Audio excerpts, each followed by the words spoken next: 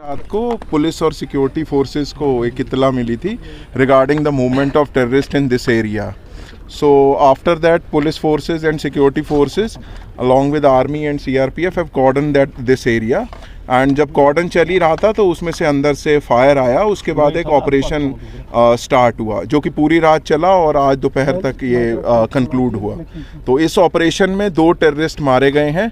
तो उनकी bodies retrieve हो गई हैं. अभी सर्च ऑपरेशन थोड़ा सा और कंक्लूड है. कई बार जो डेबरीज या कोई एक्सप्लोजिव होते हैं तो उसके क्लियरेंस के लिए अभी ऑपरेशन चल रहा है.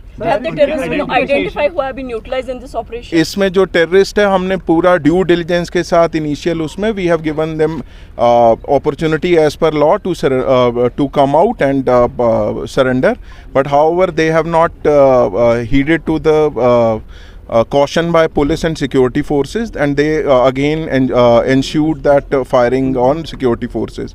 So in this operation 2 terrorists got neutralized. One is identified as Basit Dar. He belongs to TRF A category, and it is a significant achievement for us. Reason being that he was very much involved into almost more than 18 cases in Srinagar city also, killing of police personnel and innocent civilians also. And also he was involved in the planning and carrying out attacks and planning of conspiracy to attack upon minorities and police forces and civilians. Vidhi sir, was he involved in the killing of ML Bindru, the chemist who got killed in 2021? There are details regarding that. I would not like to share it at this moment because it is a matter of investigation. However, we have ample evidence regarding that, his involvement in killings of civilians, police personnel and minorities also. Can we say that operation is over now? Now we are at the concluding stage because certain debris and rubbles are there. We have to be equally cautious while clearing it. Thank you so much. Hindi sir, short में Hindi sir, इसको हिंदी दीजिए.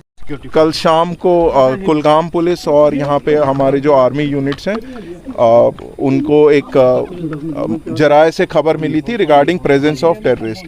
तो उसी असना में जो target area का जब मुहासरा किया गया तो वहाँ से अंदर से फायर आया और उसके बाद जो है एक ऑपरेशन स्टार्ट हुआ. तो ऑपरेशन में हम लोगों ने पूरा जो लीगल ड्यू डिलिजेंस है उसको करते हुए सुबह जो है ये उसमें जो गोलीबारी है और उसको इंटेंसिफाई हो गई और ये आज दोपहर को ये ऑपरेशन कंक्लूड हुआ है.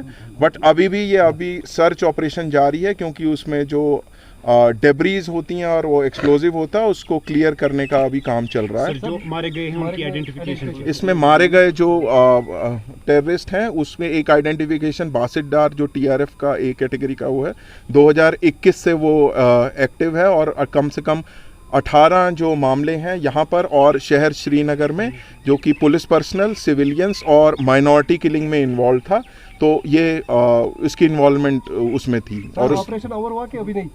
ऑपरेशन अभी कंक्लूसिव स्टेजेस पे है. अभी उसकी डेब्रीज और जो एक्सप्लोजिव है उसके क्लियरेंस हो रहा है. सर ये बताया कि जो अभी 13 तारीख को इलेक्शन भी हो रहे हैं कि कुछ इनपुट्स आ रहे हैं कि जो टेररिस्ट है वो डिस्टेबलाइज करने की कोशिश कर रहे हैं कश्मीर के अंदर सिचुएशन को. इस टाइप के प्रयास जो है एंटी नेशनल फोर्सेस या टेररिस्ट द्वारा हमेशा रहते हैं. बट जम्मू कश्मीर पुलिस और यहाँ पे सिक्योरिटी फोर्स अमला उसके लिए मुस्तैद है और इस टाइप की कोई भी प्रयास होगा तो उसको वो अच्छी तरीके से उसको हैंडल करेगा.